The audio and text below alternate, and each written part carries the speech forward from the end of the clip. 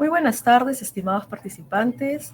En nombre de la ONAGED les damos la más cordial bienvenida a la videoconferencia Raíces y Alas, celebrando nuestra identidad nacional en el aniversario patrio del Perú.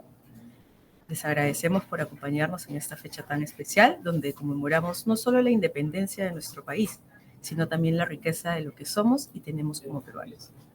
El objetivo de esta videoconferencia es reflexionar sobre nuestra identidad nacional y de cómo celebrarla en el presente con visión hacia el futuro, al conmemorar el 204 aniversario de la Declaración de Independencia del Perú.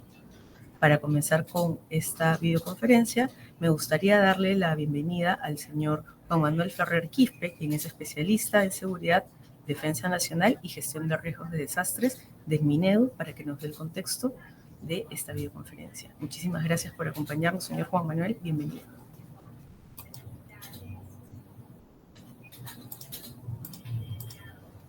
Sí, señor Juan Manuel, por favor, ¿podemos quitar el mute para poder escucharlo?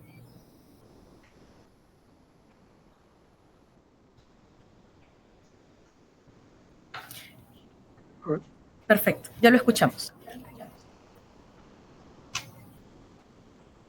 Oriana, muy agradecido. Señores participantes, tengan ustedes muy buenas tardes. Agradecemos su presencia a esta videoconferencia que le hemos denominado Raíces y Nuevos Vientos, celebrando nuestra identidad nacional en el aniversario patrio del Perú. ¿Por qué hemos denominado raíces? Es que tenemos raíces muy profundas, con miles de años de desarrollo. Cuando hablamos del Perú, hablamos de más de 5.000 años de historia, de Caral, la primera civilización de América, de culturas como Nazca, Mochica, Huari, por supuesto, del gran imperio inca. Pero también hablamos del mestizaje, de la resistencia indígena, de los aportes afroperuanos, asiáticos y europeos que han dado forma a nuestra identidad nacional. Nuestro país es una de las naciones con mayor diversidad cultural del mundo. Contamos con más de 50 pueblos indígenas, 48 lenguas originarias vivas y una riqueza gastronómica y artística reconocida a nivel global. Desde el huayno andino hasta la marinera norteña, desde el ceviche hasta el juane. Todo nos habla de quiénes somos. Recordar nuestras raíces no es mirar hacia atrás con nostalgia, sino entender de dónde venimos para tener claridad hacia dónde vamos. ¿Por qué nuevos vientos? El Perú no solo vive de su pasado, sino de su presente vibrante. Está en los jóvenes que estudian, en las comunidades que se organizan, en los artistas que crean nuevas formas de expresar lo peruano. Hoy más que nunca necesitamos nuevos vientos. La educación, la innovación, la sostenibilidad, el arte, el liderazgo ético. Necesitamos un país donde todas las voces sean escuchadas. Tenemos retos grandes, pero también tenemos una juventud que no se rinde, una ciudadanía que exige cambios, un país que aún sueña. Hay peruanos y peruanas que ya están construyendo el Perú del mañana. ¿Y tú? ¿Qué estás haciendo por tu país? Oriana, por favor. Bien, muchísimas gracias. Estuvo con nosotros el señor Juan Manuel Ferrer Quispe, quien es especialista en seguridad, defensa nacional y gestión de riesgo de desastres. Para ya dar pase al primer bloque de nuestra videoconferencia, me gustaría invitar a todos los que nos estén viendo a que nos puedan responder esta pregunta que nos hizo el señor Juan Manuel Ferrer. ¿Qué estamos haciendo por nuestro país? ¿Qué te hace sentir peruano? Pueden hacer sus comentarios en la transmisión en vivo y los iremos leyendo según nos vayan comentando. Ahora me gustaría darle la bienvenida al doctor Luis Miguel Ramírez Salinas, quien es director de gestión del SIDENA, quien nos va a dar esta charla de raíces de nuestra identidad nacional. Muchísimas gracias por acompañarnos el día de hoy, doctor Luis Miguel Ramírez. Bienvenido y adelante. Muy amable, gracias por la invitación a la comunidad educativa de nuestro país en una fecha tan importante como es el mes de la patria, julio, en que conmemoramos dos hechos importantísimos. El primero, la firma del Acta de la Independencia, y la segunda, la proclama de nuestra independencia. Este diálogo con ustedes lo vamos a desarrollar tomando en consideración algunos aspectos que están estrechamente relacionados a lo que es nuestra identidad, cuáles son sus elementos, hablar de sus características y también hablar de nuestro símbolo de las patrias, que es la fortaleza de esta gran nación llamada Perú. ¿Qué somos nosotros? Somos un grupo de hombres y mujeres de uso, costumbres y tradiciones cuya constante y permanente preocupación es generar el desarrollo de nuestro país en la búsqueda del bien común. Pero esta búsqueda del bien común a través del desarrollo no puede estar aislada si no hay seguridad. Ese es el binomio del éxito de toda gran nación. Su población organizada, cultivando y fortaleciendo sus usos, costumbres y tradiciones que tienen que ver con nuestra identidad y su seguridad. Asimismo, es importante recordar a la comunidad educativa lo que establece nuestra Constitución política, particularmente en su artículo 1, que habla de la defensa de la persona humana y el respeto de su dignidad, son el fin supremo de la sociedad y del Estado. Hay dos actores importantes en esta organización política jurídica llamada Perú: la sociedad organizada y el Estado como conductor. Y también habla de lo que son nuestros deberes, nuestros derechos, nuestras obligaciones y el rol que particularmente tiene la familia, los padres de familia, en el desarrollo y formación del conocimiento a través de la educación. Cuando hablamos de los derechos que tenemos los peruanos, tal y conforme lo establece el artículo 2 de nuestra Constitución, también es importante recordarles cuáles son nuestros deberes. A diferencia de los 24 incisos establecidos en el artículo 2 de nuestra Constitución, nuestros deberes tienen que ver con honrar al Perú, y una manera de honrar a nuestra patria es respetando a nuestras autoridades democráticamente elegidas, porque eso fue el sentido de la sociedad. Otro deber que tenemos los peruanos es proteger los intereses nacionales. Y sí tenemos intereses nacionales. Nuestros intereses nacionales están establecidos en el Plan Estratégico de Desarrollo Nacional Perú al 2050 en 4 grandes objetivos nacionales. Otra manera y deber que tenemos todos los peruanos es respetar, cumplir y defender nuestra Constitución política y su ordenamiento jurídico. Es la importancia de todo buen peruano.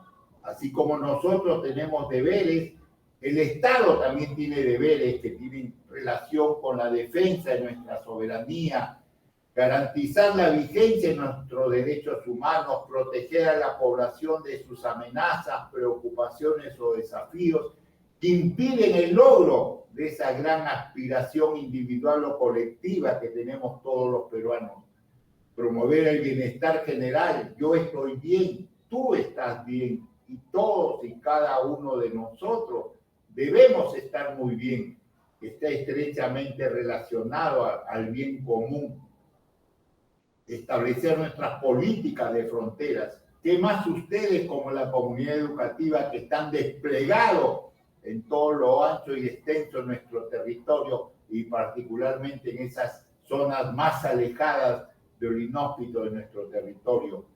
Y promover la integración, no solamente entre peruanos, sino entre latinoamericanos, porque tenemos que volver a ser lo que hemos sido históricamente, un gran imperio, una gran nación, y eso solamente lo podemos hacer con valores, formando y cultivando jóvenes y profesionales técnicos, con ese principio de amor a la patria.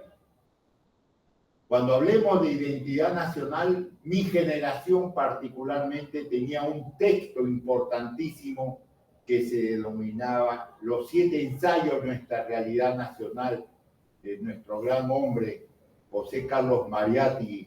Entonces, de esa gran década de oro del siglo pasado, del 30, nace el concepto del indigenismo en el Perú. Ahí podemos ver a los grandes pensadores, impulsores de que el hombre del ande, el hombre del campo, aquel que constantemente y permanentemente lucha por surgir y salir adelante, usa algunos instrumentos que la educación nos permite cultivar y formar conocimiento: la literatura, la fotografía, la pintura y la música, porque son parte de los elementos que más adelante vamos a desarrollar, que incrementan la identidad nacional. ¿Cómo no dejar de nombrar a nuestro gran historiador Jorge Basadre, que nos decía que Perú es una tierra de oportunidades perdidas por el solo hecho de no conocer nuestro espacio geográfico? Y luego hemos sido en la época pre-inca, inca. El Perú, nuestro país, es minero. Más del 60% de la recaudación del Estado es a través de la minería. Pero tampoco no podemos dejar mencionar nuestra agricultura, nuestra pesca y el turismo, que son las fortalezas de la economía nacional, y ese ingreso nos permite desarrollarlo en el campo social. Por eso Jorge Basadre nos hablaba de la importancia del conocimiento, de la enseñanza en nuestra historia. Y podemos darnos cuenta, los mayores, los hechos del pasado, desarrollados en diferentes momentos y con diferentes protagonistas, los seguimos viviendo.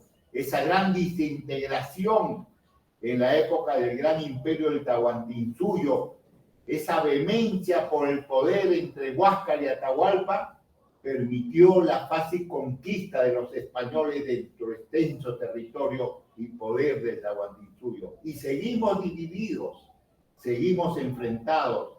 Por eso es importante el conocimiento y valoración, no solamente en nuestra historia, y pensar y saber lo que somos. Somos una gran nación de hombres y mujeres que estamos en un espacio geográfico. Y cuando hablamos de la visión geopolítica del Perú, tenemos que hablar que somos un país marítimo, andino, amazónico y bioceánico, con una proyección al Atlántico a través del río Amazonas.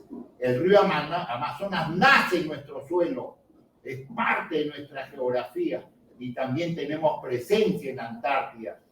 Por eso somos la envidia de algunos poderes políticos y ambiciones que tratan de dividirnos. Somos una gran nación de hombres y mujeres. Y cuando hablamos de la identidad nacional, se expresa que es un proceso en construcción, y vendría una gran pregunta a los participantes: ¿hasta cuándo? ¿Hasta cuándo, damas y caballeros, vamos a seguir construyendo nuestra identidad? Por eso, para quien habla, es importantísimo dirigirme a la comunidad educativa. Es el conocimiento lo que nos hace grande.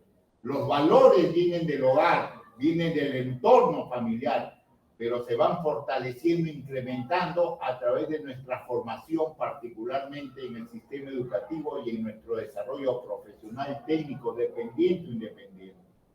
Hablamos a los inicios de nuestra identidad nacional y lo relacionamos, que somos un país pluricultural, criollo, andino, amazónico, afroperuano, pero sin embargo faltó un grupo más, nuestros hermanos procedentes del Asia. No olvidemos que durante la época de la independencia había un ofrecimiento para que enrolarse a las fuerzas del ejército patriota, ¿no? Aquellos hermanos afrodescendientes que se integraban al ejército iban a dejar de ser esclavos, pero alguien tenía que sustituirlos en los grandes campos de la costa particularmente, y se vino la migración asiática. Es importante recordar y resaltar eso.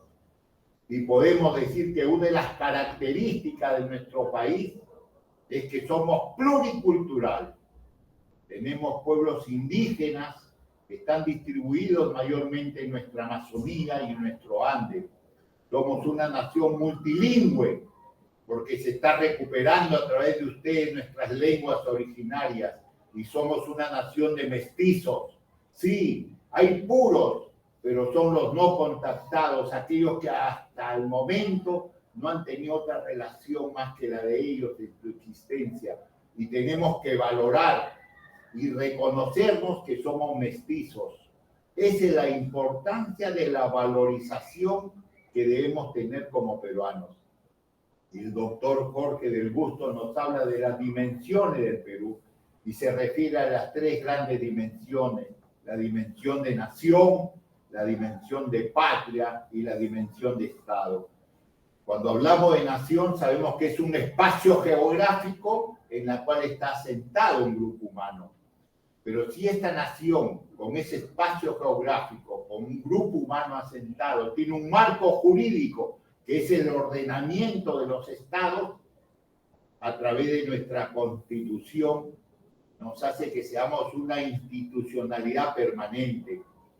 Pero de la nación y el Estado, ¿cuál es lo que forja el orgullo que tenemos todos y cada uno de los peruanos, ya sean en sus espacios regionales, locales, o en sus centros poblados, sus comunidades étnicas o sus comunidades amazónicas? Es el orgullo, y eso es patria. Eso es lo que tenemos que aprender a valorar. La patria es el Perú somos nosotros. Y cuando nos referimos a estas tres dimensiones, nación, patria y Estado, nos hace sentir orgullosos de ser peruanos, orgullosos de querer seguir siendo peruanos y querer seguir siendo peruanos por siempre.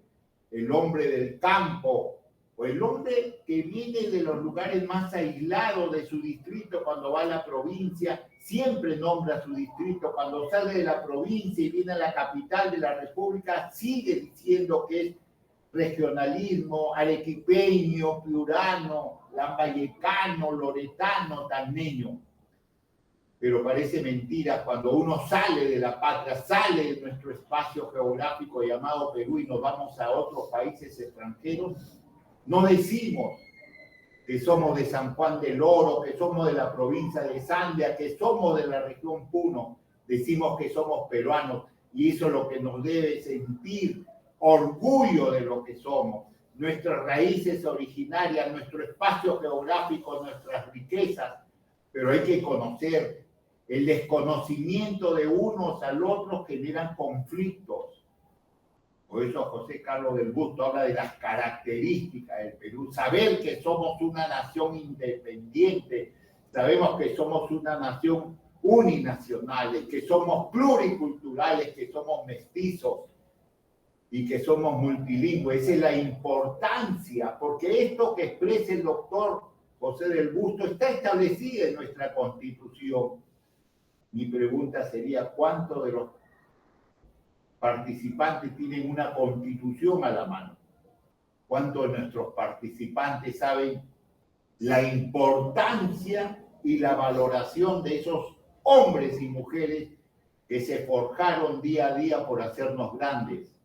Por eso es importante recalcar y saber cuáles son los elementos de integración de nuestra identidad, nuestra historia, nuestra geografía, los símbolos de nuestra patria, nuestra lengua, nuestra música, nuestra danza, nuestra religión, nuestra arquitectura, nuestros símbolos naturales, también nuestra gastronomía y otros que deben ser determinados, pero siempre y cuando establezcamos. Miren, la historia, qué importante es la historia para nosotros. Es la valoración de nuestros orígenes, de nuestras raíces. Y la historia es el sistema educativo. Otro de los elementos importantes de nuestra geografía, conocer en este espacio geográfico cuál es el poder y potencial que tenemos para ser grandes. ¿Por qué seguimos estirando la mano y teniendo ese pensamiento que el Perú es una tierra de mendigos sentados en un banco de oro? ¿Cuándo vamos a resurgir y cambiar esos pensamientos? Y nuestra bandera rojiblanca, nuestro escudo, nuestra escarapela, nuestro himno, elementos integradores de la identidad nacional. Quiero que observen estas imágenes. Esto es el Perú y nuestras riquezas ancestrales. Hay unos pensadores, unos influyentes que hablan que esto no hemos sido capaces de hacer, que es una obra de extraterrestres. ¿Hasta cuándo vamos a mendigar lo que somos? Esto lo hemos hecho nosotros, nuestros ancestros. Y es importante recordar nuestras danzas, diferentes coloridos de traje, porque representan un espacio geográfico completamente distinto, pero integrador. Nuestra gastronomía, nuestra riqueza, que influye el turismo, con un ingreso anual que supera los 8.000 millones de dólares. No solamente la comida, nuestra bebida, cada región, cada espacio tiene una bebida que los caracteriza, nuestra flora y nuestra fauna, nuestra vicuña, nuestra auquenio, que está sobre los 3.800, 4.800 metros sobre el nivel del mar y representa la riqueza animal de nuestro espacio, nuestro árbol de la pina, nuestro puma, nuestro gallito de las rocas, el pingüino de Humboldt, el perro sin pelo del norte de nuestro país. Pero ¿qué nos sucede? Es importante reconocer y valorar. ¿Qué nos pasa? Que no nos conocemos, no nos entendemos y no nos comprendemos. Ese desconocimiento de nosotros, de la valorización del otro, genera en una sociedad conflictiva, difícil, resentida y en guardia permanente. ¿Qué es lo que tenemos que aprender cada uno de nosotros? Conocer y valorar al otro. Nosotros los limeños, cuando nos vayamos a un espacio geográfico distinto a Lima, por ejemplo a Loreto, aprender y conocer la región Loreto, su historia, su geografía, sus usos, sus costumbres y tradiciones, y acoplarnos hacia ellos. Esa es la valoración, y el valoración de uno al otro genera respeto.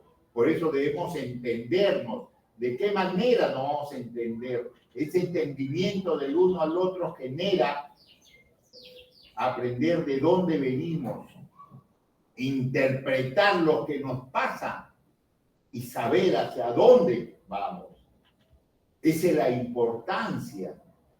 Y hay unas políticas de Estado instrumentalizadas en el Plan Estratégico de Desarrollo Nacional. Es la visión del Perú al 2050. Y al 2050 vamos a ser más de 42 millones de peruanos que no solamente necesitan salud y alimentación, necesitan educación. Entonces, sabemos a dónde queremos llegar. Y la comunidad educativa tiene un gran compromiso con las futuras generaciones. Por eso es importante conocer y definir que somos una nación pluricultural, multilingüe y mestiza. Y que hay elementos de nuestra identidad que son integradores, que buscan la unión, y esa fuerza entre todos va a hacer que nuestra nación sea grande.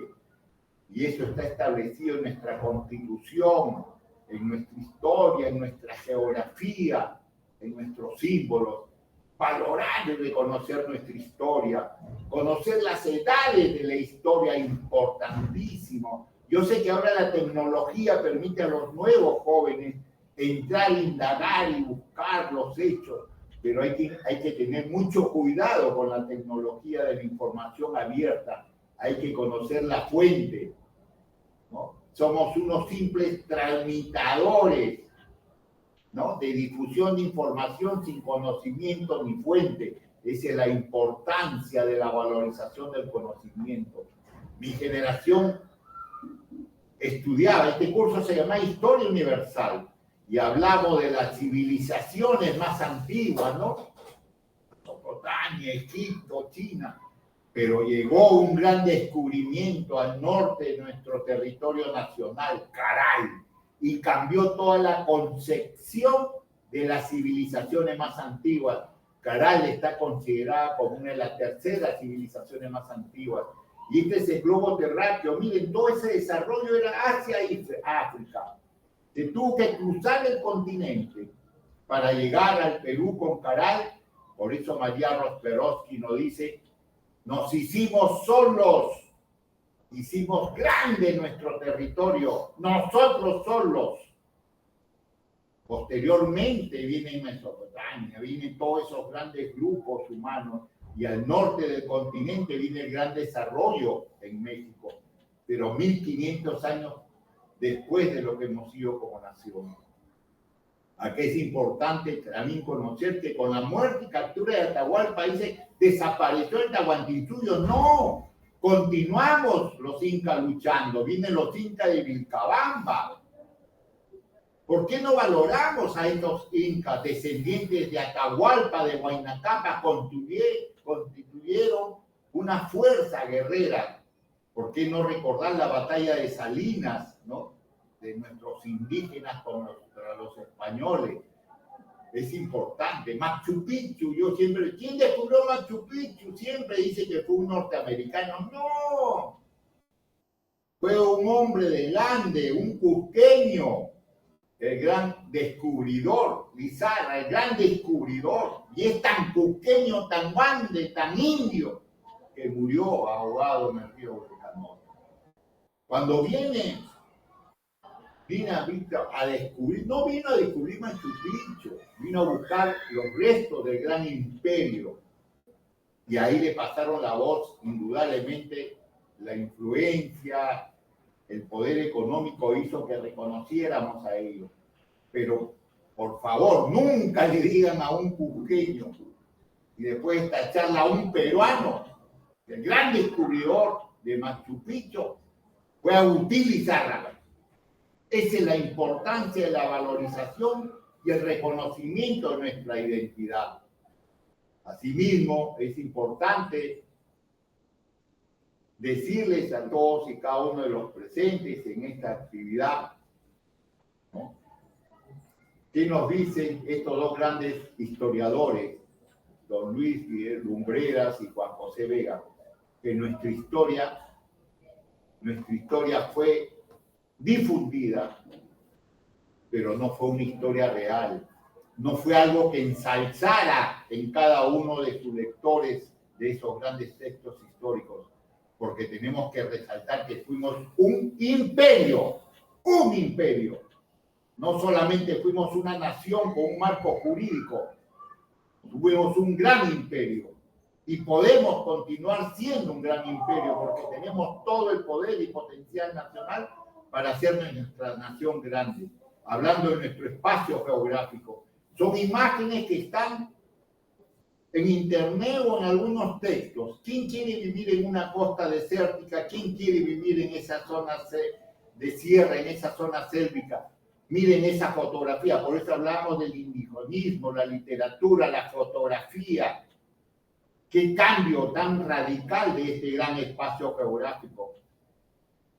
¿Por qué fue fácil la conquista por parte de los españoles?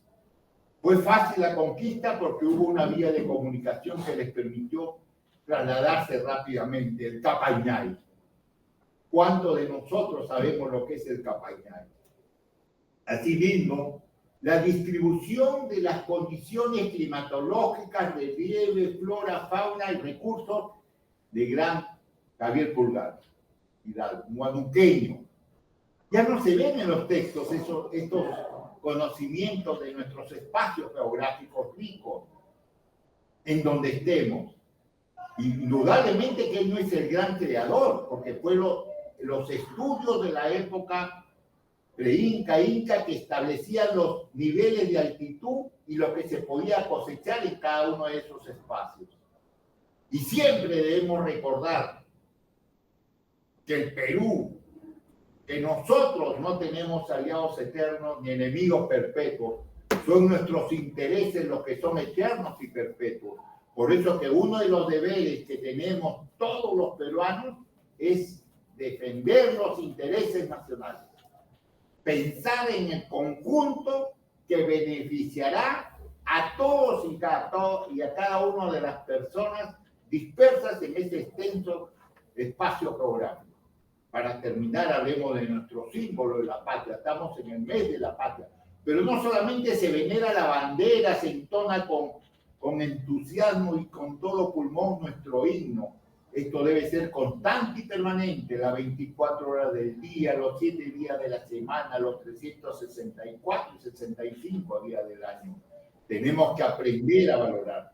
San Martín, sí, siempre pongo a San Martín porque es el que dio el primer decreto. Cuando llega con el Ejército Libertador, le preguntan a nuestros criollos cuál es el enseña que lo va a diferenciar del Ejército de Buenos Aires del Ejército de Chile. Y se establece nuestra bandera con el color rojo y blanco. También establece la escarapela, pero en el decreto del 21 de octubre de 1820 nos dice hasta que nosotros tomemos nuestras propias decisiones. Y esas decisiones las tomamos en 1825. Quiero que vean esta imagen. En esta fecha todo el mundo pega su figurita de Bruno en sus textos escolares.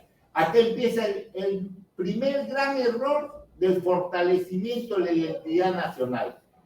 Esta es la proclama de la independencia, un 28 de julio de 1821. En 1821, damas y caballeros, comunidad educativa, la bandera nacional no tenía líneas verticales, eran líneas diagonales. Líneas diagonales. Es el primer error que tenemos los peruanos de no conocer y valorar.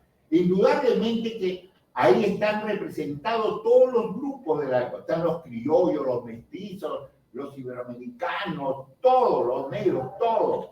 La única imagen que ustedes pueden ver, que observan, es del gran pintor peruano que se fue a radicar a Roma, pero este es un óleo de 1904. Parece que nunca le llegó la bandera, ¿no? Con líneas diagonales. Entonces es importante. Entonces invoco a la comunidad educativa que podamos nuevamente retomar el espacio y tiempo histórico, cómo era nuestra bandera. Ahí está nuestra primera norma, como lo estableció San Martín, que nosotros tomemos nuestras propias decisiones, aparece nuestro escudo, ya no está el mar, ya no está la cordillera, ¿no? Ahí está representado nuestro reino animal por la vicuña, el reino vegetal por el árbol de la esquina y el reino mineral por el cornucopio, y también está lo que se llama el gran sello del Estado, República Peruana, ¿no? La denominación República Peruana instituye la escarapela, se habla y se dan las denominaciones a nuestros símbolos, que es el escudo, la bandera, el estandarte, el gran sello del Estado, el pabellón nacional, la bandera nacional, el escudo de armas y la escarapela. Es importante manejar ese lenguaje de ese espacio y tiempo histórico, porque posteriormente, en el año 39, durante el gobierno de Óscar R. Benavides, se da una norma con 3 grandes disposiciones. Que el izamiento del pabellón nacional debe hacerse a las 8 de la mañana y arriarse a las 6 de la tarde. También nos habla esta norma de Óscar R. Benavides de 1939 que los días de fiestas patrias son el 27, 28, 29 y 30 de julio. Y por último, establece sobre el izamiento del pabellón nacional a media asta, cuando hay duelo nacional y hay un decreto o ley, y cuando lo dispone el Poder Ejecutivo. Actualmente podemos observar, ¿no?, que una autoridad regional o local, ¿sí?, hay el fallecimiento de una persona notable y dispone el izamiento del pabellón nacional a media asta. No, hay un grave error. El izamiento del pabellón nacional es por ley o decreto del Poder Ejecutivo, no de los gobernadores, no de los señores ministros, no de los señores alcaldes. Ellos pueden disponer el izamiento del pabellón del gobierno regional, de la municipalidad provincial o de la municipalidad distrital, pero no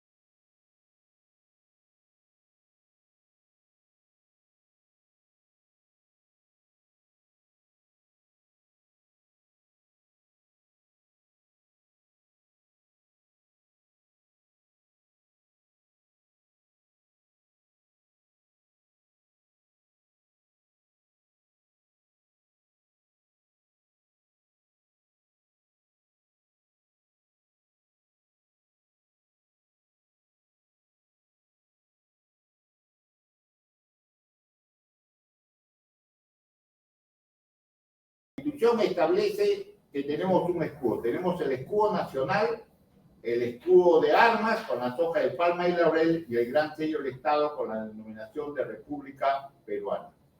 De esta manera, agradezco la atención. No sé si hay algún periodo de preguntas, por favor. Bien, muchísimas gracias. Nos acompañó el doctor Luis Miguel Ramírez Salinas, director de la gestión del SIDENA, con el tema Raíces de nuestra identidad nacional. Muchísimas gracias por acompañarnos. Bueno, vamos a leer algunos saludos que tenemos. Nos escriben: en estas fiestas patrias, un saludo muy especial a todos ustedes de parte de la UGEL Tarata, cuya provincia el día 1 de septiembre de este año 2025 conmemora el centenario de la reincorporación de Tarata al Perú, luego de 45 años de ocupación extranjera. Un abrazo desde la ciudad andina de la región Tacna. ¡Viva el Perú! Eso nos lo envía Froilán Herrera. Muchísimas gracias por tu mensaje. Y ahora rápidamente vamos a continuar con el segundo tema. Y para ello nos acompaña el señor Carlos Alberto Castro Villa, quien es especialista e historiador de la SEDENA. El tema que nos va a exponer el día de hoy es: tras el Bicentenario, nuevos vientos, mitos derribados y reflexiones de la Guerra de Independencia Nacional. Muchísimas gracias por acompañarnos, señor Carlos Alberto Castro Villa. Adelante. A la ONG de nuestro Ministerio de Educación por la invitación. Voy a proceder a hablar un poco ya de un tema más específico, más puntual, que es la denominada Guerra de Independencia Nacional, ¿no? O en todo caso, lo que llamamos el proceso de independencia nacional, entendiéndolo así, como un proceso. Justamente en estos días estamos ya próximos a lo que se denominan las fiestas patrias, ¿no? Tal como dijo mi coronel, el doctor Ramírez. A partir del día 27 ya empiezan las celebraciones de manera oficial hasta el día 30, pero tenemos que entender claramente, ¿no?, que cuando se estudia o se aborda esta guerra de independencia nacional, este proceso de independencia nacional, hablamos de fechas simbólicas, porque como todo proceso es sumamente largo. Entonces, vamos a hacer un recuento rápidamente, mi ponencia va a ser muy breve. Por favor, adelante. Vamos a ver primero el tema de los bicentenarios. Como ustedes saben, el año pasado, la siguiente, por favor, hemos celebrado el bicentenario de lo que fueron las batallas de Junín y Ayacucho. Batallas que resultan trascendentales justamente en este abordaje y en este entendimiento de la independencia nacional. No son dos de las batallas que para muchos se considera el epílogo ya de lo que es esta guerra. Entonces, fueron pues celebraciones bicentenarias, ¿no?, de gran magnitud, que sin embargo nos vimos un poco afectados. La siguiente, por favor. Nos vimos un poco afectados por lo que fue la pandemia del COVID, que obviamente, se quiera o no, minimizó un poco estas celebraciones. Sin embargo, aún así, ya para el 2024, el año pasado, tuvimos a cabo la ceremonia. Ustedes verán ahí las imágenes de Junín, donde llevamos la primera actividad importante este 6 de agosto, ¿no?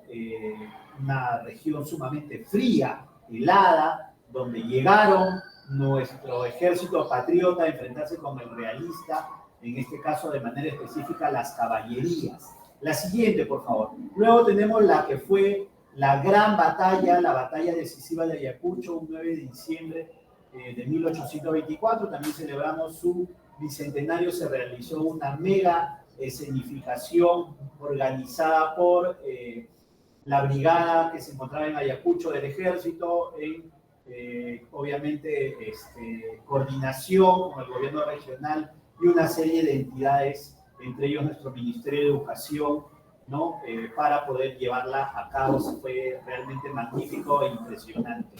La siguiente, por favor. Pero, como decía, el tema de la pandemia nos afectó mucho en cuanto a celebraciones, en cuanto a actividades físicas, pero lo bueno fue que se hizo mucho uso de las plataformas, virtuales, ¿no?, que nos permitieron llevar a cabo actividades académicas diversas, y eso permitió también que se hiciesen muchas publicaciones al respecto, como ustedes pueden ver, y eso generó mucho el debate, ¿no?, académico, científico, social, ¿no?, respecto justamente a este proceso de independencia nacional con mayor énfasis en esta etapa bolivariana, ¿no? Ahí vemos varias publicaciones. La siguiente, por favor. Entonces vamos a ver cómo se aborda, porque eso es lo que yo quiero llegar. Eso es importante respecto a nuestra identidad nacional, ¿no? Tal como decía acá el doctor Ramírez, que resulta fundamental para todos los ciudadanos desde que tenemos uso o conciencia, ¿no? Lo que es la historia patria. Ahorita vamos a ver eso. Entonces, la siguiente, por favor. ¿Cómo es el abordaje del proceso de independencia? Bueno, ya desde el 2015, a raíz de esta publicación que hizo el doctor Contreras sobre... hay tres enfoques muy marcados respecto al estudio de la independencia nacional, ¿no? Tenemos tres denominaciones de estas distintas corrientes. Primero está la independencia concebida, que es digamos, la tradicional, el enfoque decimonónico, ¿no? El que nos enseñan hasta el día de hoy, entendiendo que la independencia es un proceso que la obtuvimos y tuvieron protagonismo los peruanos, ¿no? Ahí tenemos algunos exponentes principales, como por ejemplo el gran historiador Jorge Basadre y varios otros historiadores importantes. Luego tenemos lo que se llama la independencia concebida, que es básicamente una versión que por ahí todavía pulula mucho en algunos videos de TikTok o en otras plataformas, en la que nos dicen que los peruanos no quisimos nuestra independencia, ¿no? Los peruanos de aquel entonces no quisieron la independencia. Ahorita vamos a ver que esto resulta ya siendo hace mucho una versión desmentida y falsa. Y finalmente la independencia concebida, que es como se aborda hoy en día, y hay un consenso mayor entre académicos para poder estudiar y abordar esta guerra y este proceso. La siguiente, por favor. Entonces, la independencia concebida, lo que nos dice, la que hoy en día muchos historiadores, como dije, la toman como corriente historiográfica válida y principal, es entender que la independencia no refiere a una sola, es decir, no hay una independencia del Perú, no hay una independencia de Chile, no, es una gran independencia hispanoamérica que vincula de una u otra manera a las distintas guerras de independencia nacionales de nuestros países en lo que fue Hispanoamérica. Entonces, hay una gran guerra de independencia hispanoamericana, ¿no? Que concatena, que se conexan, en la que hay una participación, y que eso lo vamos a ver, justamente se confirma con la batalla de Ayacucho, principalmente, ¿no? Donde vamos a ver la participación de hombres de diversas partes del continente e incluso del mundo. Entonces, lo que se entiende es que acá hay una ideología, que es la liberal, que es la que va a llegar, la que se va a provenir obviamente de Europa, ¿no? Del viejo continente, y va a llegar al Perú a través de muchos pensadores quienes van a transmitirla, ¿no? Entonces, hay una transferencia importante de pensamiento político, pero también vamos a ver una transferencia importante de doctrinas militares. La siguiente, por favor. Entonces, ¿cuál es la génesis de esta independencia concebida?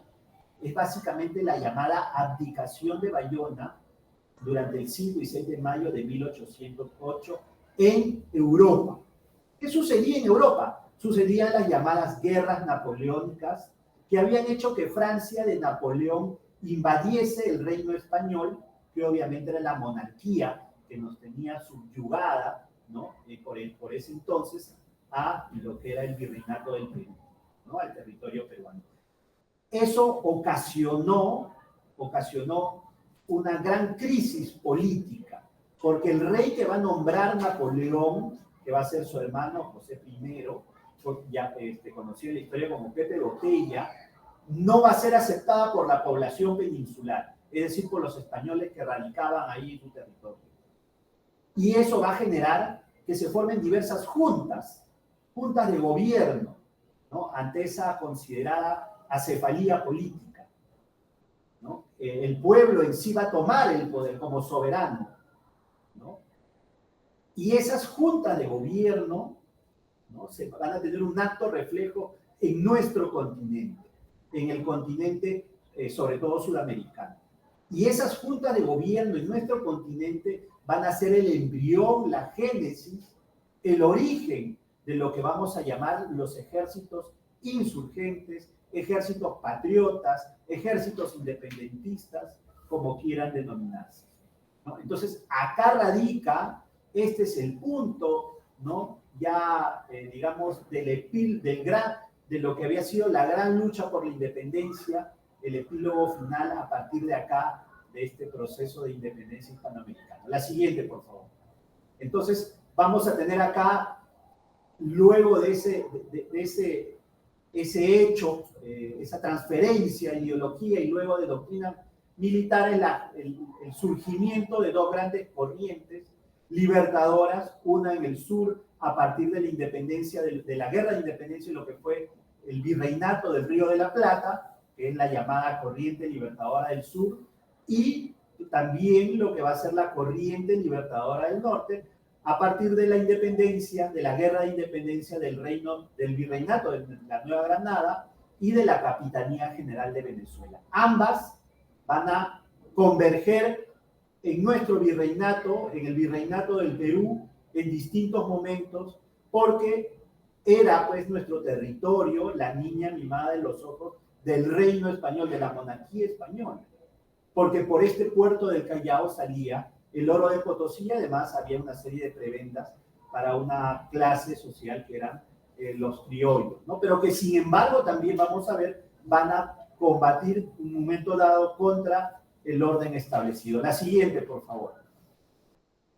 Vamos a derrumbar a partir de estas ideas algunos mitos que paramos escuchando siempre, que se estudia la independencia o que se aborda la independencia nacional. Primero, el creer que los peruanos no participaron en la lucha por su independencia, algo que siempre veo en algunos videos de TikTok, ¿no? Y que repito, esto es falso. ¿Por qué? La siguiente, por favor, ¿no? Vamos a entender que hay una gran mega revolución, ¿no? A partir de 1780, es la última gran revolución de cosmovisión, ¿no? Andina, indígena, es decir, la vuelta al por este hombre, este gran hombre, Túpac Amaru II, que sí es cierto, inicialmente no tenía esa connotación de independencia o de libertad, pero que no se puede decir que más adelante no iba a surgir, porque las grandes revoluciones en la historia no surgen con una sola idea o una idea establecida, van evolucionando en su mismo desarrollo. Entonces, acá sí tenemos una gran revolución que va a tener un eco en gran parte del continente y que va a movilizar gran cantidad de masas indígenas. La siguiente, por favor.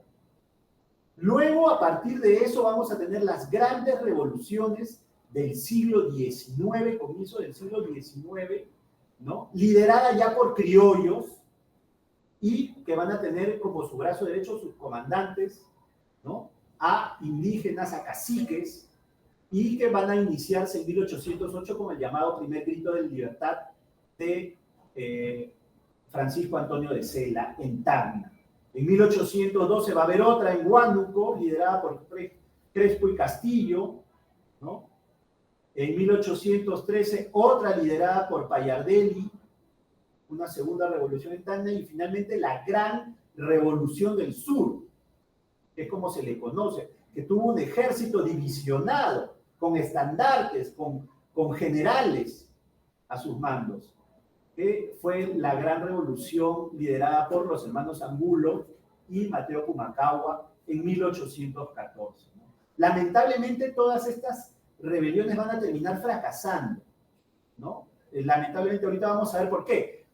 Luego de esto van a llegar entonces estas corrientes libertadoras, primero la sanmartiniana en 1820 y finalmente la bolivariana en 1823, que van a dar origen ya primero al ejército independiente del Perú y posteriormente ya con una constitución al ejército del Perú republicano. La siguiente, por favor.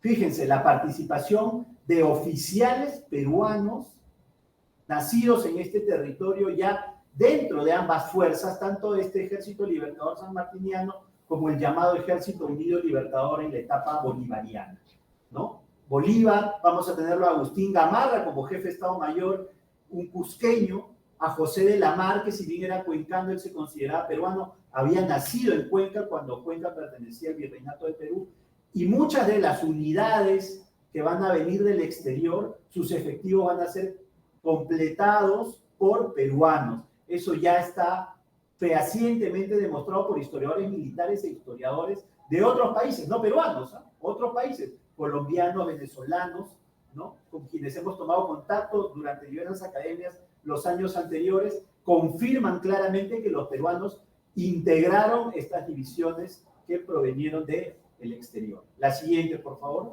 Entonces, esta es además la llamada división peruana que va a combatir en 1824. Fíjense, ¿no? Que tuvo como origen la Legión Peruana y que va a tener batallones de infantería, caballería y además una pequeña compañía de artillería que finalmente no llegaría para Ayacucho. Pero además se tiene que tener en cuenta las guerrillas, que fueron fundamentales en ambas etapas. Los guerrilleros de toda la región centro-sur del país, quienes otorgaron inteligencia, quienes combatieron en diversas batallas y enfrentamientos, ¿no? Como los morochucos, por ejemplo, entre muchísimas otras comunidades, y cuyos jefes obtuvieron el grado militar. La siguiente, por favor. Entonces, ¿qué sucedió? El militar napoleónico que participó en estos ejércitos resultará fundamental para que estos ejércitos del exterior tuviesen éxito, ¿no? La siguiente, por favor. A diferencia de nuestras anteriores. Decimos que el 28 de julio es el momento estelar, eso es falso. La siguiente, nuestra guerra de independencia es larga. Solo la guerra de independencia. Hay diversos momentos, no solamente el 28 de julio. Ese es un momento simbólico, que celebramos como simbólico de toda esta guerra, de todo este proceso, pero hay distintos momentos, ¿no? La firma del acta, la llegada del Ejército Libertador Sanmartiniano, ¿no? La proclamación de un primer presidente peruano como es el mariscal de la Riva Agüero, la firma de la capitulación de Ayacucho el 11 de diciembre, finalmente en Huamanga, ¿no? Entonces, hay distintos momentos y recién las últimas fuerzas realistas van a salir el año de 1826 con Rodil, quienes se habían atrincherado en la fortaleza Real Felipe del Callao. No acaba con Ayacucho, no se van las últimas fuerzas realistas. Recién sería en enero de 1826. La siguiente, por favor. ¿No? Fíjense, distintos momentos importantes. El 18 de agosto de 1821, que para el ejército, en este caso, ¿no? Que estoy poniendo de ejemplo, significa una fecha trascendental porque es el origen de esta institución, ¿no? Nosotros consideramos nuestro origen ese 18 de agosto de 1821 con ese decreto protectoral. La siguiente, por favor. ¿El final de la guerra de independencia del Perú finaliza con la batalla de Ayacucho? Falso. La siguiente, por favor. Ya lo he dicho claramente, ¿no? Rodil va a estar atrincherado desde casi 2 años antes en la fortaleza del Real Felipe, con un numeroso grupo de españoles, pero también de peruanos, que obviamente se consideraban, ¿no? Parte de la monarquía española, y van a rendirse recién el 22 de enero de 1826. Bolívar les perdona la vida a Rodil, a los sobrevivientes, muchos de ellos murieron por enfermedades, ¿no? Dentro de esta fortaleza del Callao, ¿no? Pero recién acá podemos decir que los realistas parten finalmente y se acaba esta etapa del virreinato en el Perú. La siguiente, por favor. ¿Es cierta la relevancia? Así es, Ayacucho es una batalla relevante y decisiva. La siguiente, por favor. Como se le considera la teoría de la historia de la guerra, es una batalla decisiva, ¿no? Teoría dada por este señor, este británico, historiador militar, Edward Creasy, ¿no? La siguiente, por favor. Ahí tenemos que se considera una batalla decisiva. Una batalla decisiva es obviamente aquella que va a desempeñar un papel importante en la configuración del panorama geopolítico de esa posguerra, ¿no? Sí, de una posguerra. Entonces, eso es lo que va a ocurrir con Ayacucho. La siguiente, por favor, ¿no? Ahí tenemos cuáles son esos motivos por qué considerar Ayacucho como una batalla decisiva, es decir, con una trascendencia, con efectos sociales, políticos, ¿no? Y que además va a hacer una transferencia del poder político ya consolidado, no solamente en el país, sino a nivel continental, porque finalmente van a ser los criollos, los ¿no? Los nacidos en este continente quienes van a tomar los poderes de sus estados, ¿no? La siguiente, por favor. Entonces, entender, para finalizar la idea, que la historia patria es importante, nos ayuda a consolidar, a identificar nuestra nacionalidad, el amor hacia nuestro país, hacia nuestra patria. Pero la historia de historia patria no es la historia del Perú, hay que entenderlo, ¿no? La historia del Perú es mucho más compleja, más difícil de entender y que resulta importante, ¿no?, a través del tiempo poder adquirir ese conocimiento a través de los grandes historiadores. Muchas gracias. Bien, muchísimas gracias. Estuvo con nosotros el señor Carlos Alberto Castro Villa, especialista e historiador de la SEDENA. Para continuar con el cierre de esta videoconferencia, invitamos al doctor Percy Montes Rueda, jefe de la Oficina de Defensa Nacional y de Gestión de Riesgos de Desastres del Ministerio de Educación. Bienvenido, doctor. Muchas gracias por acompañarnos. Muchas gracias, Oriana. A través de estas dos brillantes exposiciones, con el doctor Luis Ramírez Salinas y el magíster Carlos Castro Villa, la ODENAGED, la Oficina de Defensa Nacional y Gestión del Riesgo de Desastres del Ministerio de Educación, ha colaborado y contribuido en estas fiestas patrias que vamos a celebrar el próximo 28 de julio, el 204 aniversario de nuestra independencia nacional. Contribuimos a celebrar con toda la comunidad educativa del país esta efemérides que ha significado, como bien lo han explicado nuestros ilustres invitados, no solamente poner de relieve los antecedentes de la independencia, sino además los retos que significan todavía la construcción de nuestra identidad nacional, la identificación por toda la población de nuestros intereses nacionales y reencontrarnos dentro de este país, nuestro país multicultural, multilingüe, multiétnico, que es quizás una de las más importantes sociedades de la América Latina, de la América hispana, de la América morena o mestiza, y que tiene enormes potenciales para constituirse en una nación importante dentro del concierto internacional, porque tiene no solamente la riqueza cultural, las riquezas naturales, la biodiversidad que lo identifica, sino una población pujante, una población que se está identificando cada vez más desde la formación del hogar con el ciudadano que el Perú necesita. Nosotros, como Ministerio de Educación, indudablemente estamos construyendo junto con las familias del país a ese ciudadano que durante su etapa escolar y su etapa de formación profesional o técnica van a contribuir no solamente al crecimiento económico, sino al desarrollo de nuestro país, a la protección de nuestro país y de nuestra sociedad para el futuro. Muchas gracias a nuestros ilustres visitantes, doctor Luis Ramírez, magíster Carlos Castro. Están ustedes bienvenidos siempre a nuestra casa. Muchas gracias por esta exposición. Estamos eternamente agradecidos. Y muchas gracias a ustedes, amigos de los diferentes rincones del país, de las diferentes regiones, unidades de gestión educativa local, por estar acompañándonos en esta oportunidad.